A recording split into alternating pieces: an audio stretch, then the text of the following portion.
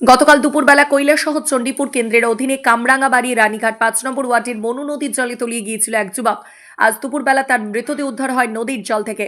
ঘটনার বিবরণে জানা যায়, উত্তর জেলার ধর্মনগর মহকুমার অধীনে শিববাড়ি ছড়ারপাড়া এলাকার বাসিন্দা জহর কুমার ঘোষের একমাত্র ছেলে দেবজ্যোতি ঘোষ গত পরশুদিন তার কাকার রানীঘাট এলাকায় অবস্থিত শ্বশুরবাড়িতে একটি অনুষ্ঠানে যোগ দিতে আসে। তবে যাই হোক, এই হৃদয় বিদারক ঘটনায় গোটা এলাকায় শোকের ছায়া বিরাজ করছে। ডালিয়া প্রায় ওই নতুন ব্রিজ বন্ধ করা হয়ে গেছে 3 বার পাইছেন। এরপরে আপনার দেখা যায় নদীর সাইডে গিয়া পাওয়া গেছে। আচ্ছা, কে মানে উদ্ধার করছে কারা? উদ্ধার করছে তোমার ওই তার নাম ওই শ্রীরামপুরের বুড়াল। হ্যাঁ, আমরা বুড়াল বুড়াল বুড়াল না? বুড়াল আর আর নাম তো ওইটা মতাম এনডিআরএফ সিভিল ডিফেন্স তারা আসলো নি? আসলো। আজকে পাইছে না তারা? তারা পাইছেন। আপনারা কি জাল দিয়ে নিয়ে উঠাইছে? হ্যাঁ, জাল। বয়স কত তার? ধরলো 20 18 20। কোন এলাকাতে হয়েছিল?